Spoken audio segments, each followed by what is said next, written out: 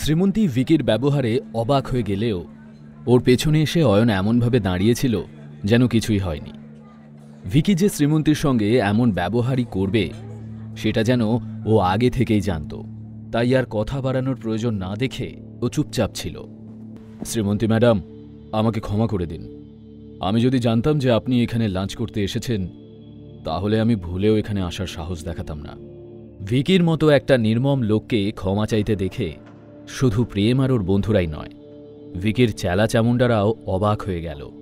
আর শ্রেয়া তো এসব দেখে একেবারে হাঁ হয়ে গিয়েছিল। ভিকি যে কেন এসব করছিল তা ভিকি ছাড়া আর কেই বা বুঝবে। এখনো পর্যন্ত অয়ন কিছু বলেনি আমায়, তার মানে এখনো ও আমার উপর রেগে যায়নি। ভাগ্যিস আমি অয়নকে না চেনার ভান করলাম, না হলে এখান থেকে বেঁচে বেরোতে পারতাম কিনা কে জানে। আর এই গজেন্দ্রটা একটা গাধা, এর জন্যই আমাকে সাক্ষাৎ মৃত্যুর মুখোমুখি হতে হলো আজ। ভিকি শ্রীমন্তীকে আবার বলে উঠল, শ্রীমন্তী ম্যাডাম, আমি আরও একবার আমার আর আমার লোকজনের তরফ থেকে ক্ষমা চেয়ে নিচ্ছি। এদের জন্য আপনার বন্ধুদের অনেক ঝামেলা পোহাতে হলো, মারধর খেতে হলো। আমি এতটাই লজ্জিত যে কি আর বলবো, কিন্তু আপনি একদম চিন্তা করবেন না ম্যাডাম, আমি এদের হসপিটালে নিয়ে যাচ্ছি। এ কথা শুনে প্রেম, পরেশ আর রাজ একে অপরের দিকে মুখ চাওয়াচাই করছিল। আর ম্যাডাম, এই গজেন্দ্রটা 1 নম্বরের বোকা, ওই যত নষ্টের গোড়া। তবে আপনাকে এই যে টেনশনের মধ্যে দিয়ে যেতে হলো তার ক্ষতিপূরণ হিসেবে আমি 50 লাখ মতো পাঠিয়ে দেব। দয়া করে আপনি আর মনে কিছু রাখবেন না। এই বলে এক ঝলক অয়নের দিকে তাকিয়ে ভিকি কিছু একটা আন্দাজ করে নিয়ে মনে মনে ভাবল, মনে হয় এই এমএলএর ছেলে আর ওর বন্ধুদের সাথে অয়নবাবুর বিশেষ সম্পর্ক নেই, না হলে ও কি আর বসে বসে এদের মার খাওয়া দেখত। এসব তুমি কি বলছো? ভিকি বুঝতে পারল যে শ্রীমন্তী কোনোভাবেই ওর থেকে টাকা পয়সা নিতে চাইছিল না। শ্রীমন্তী ম্যাডাম, আপনি কিচ্ছু চিন্তা করবেন না, আমি আরও একবার আপনার কাছে ক্ষমা চেয়ে নিচ্ছি। কিছুক্ষণের মধ্যেই আপনার কাছে টাকা পৌঁছে যাবে, আর আমি কাউকে বলে এখনই আপনার বন্ধুদের হসপিটালে পাঠানোর ব্যবস্থা করছি। এবার তাহলে আমরা আসি। ভালো থাকবেন ম্যাডাম। এই বলে শ্রীমন্তীকে আর কোনো কথা বলার সুযোগ না দিয়েই ভিকি ওখান থেকে বেরিয়ে গেল। গজেন্দ্র ভিকির বিরক্তিটা দেখে আর প্রেম বা শ্রেয়াদের সঙ্গে ঝামেলা বাড়াল না। কয়েকজন প্রেম, রাজ আর পরেশকে নিয়ে হাসপাতালের দিকে রওনা দিলে বাকিরাও একে একে বেরিয়ে গেল। শ্রীমন্তী একটা লম্বা শ্বাস ফেলে ভাবার চেষ্টা করছিল যে একটু আগে ঠিক কি ঘটে গেল। শ্রীমন্তী, ওই গুন্ডাটা তোকে দেখে এত ভয় পাচ্ছিল কেন রে? লোকটা এমন ভাব করছিল যেন আরেকটু হলেই তুই ওকে খেয়ে ফেলবি। আচ্ছা শ্রেয়া, আমি যদি তোকে বলি যে এসবের কোনো উত্তর আমার জানা নেই, তাহলে তুই কি বিশ্বাস করবি? আরে আমি তো নিজেই অবাক হয়ে গেলাম, এত বড় একটা গুন্ডা ওরকম ভিজে বেড়ালের মতো হাবভাব করছিল কেন? তা তুই ওই ভিকি বলে লোকটাকে চিনলি কি করে? আমাকে প্রথম থেকে সবটা খুলে বলতো। এরপর শ্রীমন্তী সেদিনের ওই বারের ঘটনাটা শ্রেয়াকে ডিটেলসে বলল। ভিকি ভাইয়ের এই আমূল পরিবর্তনের কোনো কারণ শ্রেয়াও খুঁজে পেল না।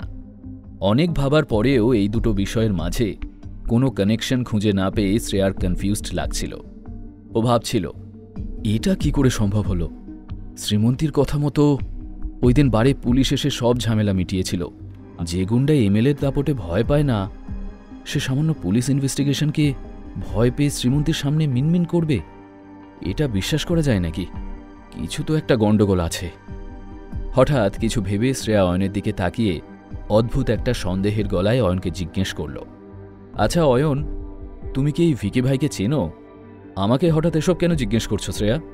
ভিকি একটা গুন্ডা, আমার মতো একটা সাধারণ ছেলে ওকে কি করে চিনবে বলো তো? তুমি সত্যি কথা বলছো তো? কিন্তু অয়ন কি এতটাই বোকা ছিল যে সত্যিটা স্বীকার করে নিয়েও ও বলে দিত যে কিভাবে ও নিজের স্ত্রীকে বাঁচাতে গিয়ে ভিকি ভাইয়ের মতো নাম করা গুন্ডার হাত ভেঙে দিয়েছিল? যদি তোমার আমার কথা বিশ্বাস না হয়, গিয়ে ভিকি ভাইকেই না হয় জিজ্ঞেস করো। শুধু শ্রেয়াই নয়, শ্রীমন্তীর মনেও অয়নের সম্পর্কে একটু একটু সন্দেহ জাগছিল যে এসবের পেছনে সত্যিই অয়নের কোনো হাত নেই তো। কিন্তু অয়নের মতো সাদামাটা ছেলে কি করে এসবে জড়িয়ে থাকতে পারে, তার কোনো লজিকই খুঁজে পেল না ও। এই মনে করে শ্রীমন্তী নিজের মন থেকে সন্দেহ সরিয়ে দিলেও শ্রেয়ার মনে তখনও অয়নকে নিয়ে সন্দেহ ঘুরপাক খাচ্ছিল। শ্রেয়া তখন মনে মনে ভাবছিল, ব্যাপারটা কিন্তু একটু ফিশি লাগছে আমার। অয়ন প্রথম থেকেই প্রেমকে ওই মোটা গুন্ডাটার সাথে ঝামেলায় জড়াতে বারণ করছিল, কিন্তু কেউ ওর কথা শুনল না। এমনকি আমি ওকে ভীতুই ভেবেছিলাম, কিন্তু এখন মনে হচ্ছে অয়ন সেই মুহূর্তেই আমাদের সতর্ক করছিল কেন? ও কি আগে থেকেই সবটা জানতো? এই পুরো বিষয়টা কি কাকতালীয়, নাকি আমার ইনটিউশনই ঠিক বলছে? শ্রেয়ার মুখটা চিন্তিত দেখাচ্ছিল। অন্যদিকে সেই প্রাইভেট রুম থেকে বেরিয়ে গজেন্দ্র ভিকি ভাইকে অনুনয় করে বলল, সরি ভাই, আপনাকে ঝামেলায় ফেলার কোনো উদ্দেশ্য আমার ছিল না। আচ্ছা ভাই, ওই মেয়েটা, ও কি খুব পাওয়ারফুল কোনো পরিবারের মেয়ে? না মানে আপনি যে ওর সঙ্গে এতটা নরম হয়ে কথা বললেন, তাই জিজ্ঞেস করছি আর কি। আরে না না, মেয়েটার তেমন কোনো ব্যাকগ্রাউন্ড নেই, কিন্তু ওর পেছনে যে ছেলেটা দাঁড়িয়েছিল ও কোনো সাধারণ ছেলে নয়, খুবই কড়া ধাতের ছেলে ও। এরপর কখনো ওর সঙ্গে দেখা হলে ওর কাছে যাওয়ার সাহস দেখাস না, সোজা পালিয়ে যাস। কেন ভাই, ও এমন কি করেছে? দেখছি সেই হাতটা, আমার হাতের এই অবস্থা ওই ছেলেটাই করেছে।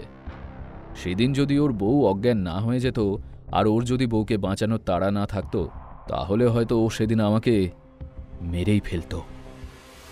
ভিকি ভাইয়ের কথায় গজেন্দ্রর বুকটাও কেঁপে উঠল। থ্যাংক ইউ ভাই, ঠিক সময় না বাঁচালে আমার হাতটা ও ভেঙে দিত।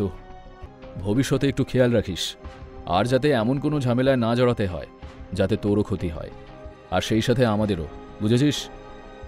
গজেন্দ্র সম্মতি জানালে নিজের দলবল নিয়ে ভিকি ওখান থেকে বেরিয়ে গেল। এদিকে অয়না শ্রীমন্তী বাড়ি পৌঁছে ফ্রেশ হয়ে সবে লিভিং রুমে এসে বসেছিল, আর তখনই ডোরবেল বেজে উঠল। মায়ের তো সন্ধেবেলা আসার কথা ছিল, এত তাড়াতাড়ি চলে এলো নাকি? কি জানি, হয়তো মা কিছু ফেলে গিয়েছিলেন, সেটাই নেওয়ার জন্য এসেছেন। অয়ন দরজার দিকে এগিয়ে গিয়ে দরজাটা খুলতেই সামনে ভিকি ভাইয়ের এক শাগরেদকে দেখতে পেল। সে হাতে একটা ব্রিফকেস নিয়ে দরজার বাইরে দাঁড়িয়েছিল। চোখে একরাশ প্রশ্ন নিয়ে অয়ন ভিকি ভাইয়ের লোকটার দিকে তাকাতেই সে ঘাবড়ে গিয়ে বলল, স্যার, ভিকি ভাই এই ব্রিফকেসটা পাঠিয়েছে, আর ভিকি ভাইয়ের তরফ থেকে আরও একবার সরি। এই নিন স্যার। লোকটা ব্রিফকেসটা অয়নের দিকে বাড়িয়ে ধরল, কিন্তু অয়ন সেটা এক নজরে দেখে নিলেও সেটা নেওয়ার জন্য হাত বাড়াল না। লোকটা কিছুক্ষণ অপেক্ষা করে দরজার কাছেই ব্রিফকেসটা রেখে দিয়ে চলে গেল ওখান থেকে। অয়ন মনে মনে স্বস্তির নিঃশ্বাস ফেলল, এই ভেবে যে যাক, আর কোনো ঝামেলা অন্তত বাঁধল না। ঠিক তখনই শ্রীমন্তী এসে দাঁড়ালো ওর পাশে। অয়ন, কে এসেছিল? ভিকি ভাই এই ব্রিফকেসটা পাঠিয়েছে। ব্রিফকেস? কি আছে ওতে? অয়ন, এই ভিকি লোকটার ব্যাপার স্যাপার আমার কিন্তু মোটেও সুবিধের লাগছে না। অয়ন ব্রিফকেসটা নিয়ে সামনের একটা টেবিলের ওপর রাখল, তারপর শ্রীমন্তীর দিকে একবার তাকিয়ে নিয়ে ব্রিফকেসটা খুলল। সেটা খোলার পর ওরা যা দেখল সেটা দেখে চেঁচিয়ে উঠল শ্রীমন্তী। তারপর দুজনেই স্তব্ধ হয়ে গেল। খানিকক্ষণ পর শ্রীমন্তী অবাক হয়ে বলে উঠল, হোয়াট দ্য হেল? এই ব্রিফকেসটায় এমন কি ছিল যা দেখে শ্রীমন্তী এতটা অবাক হল? ভিকি ভাই কি আবারও কোনো নতুন সমস্যায় ফেলবে ওদের? কি অপেক্ষা করে আছে অয়না শ্রীমন্তীর জন্য? জানতে হলে শুনতে থাকুন এই গল্পটি, শুধুমাত্র পকেট এফএমে।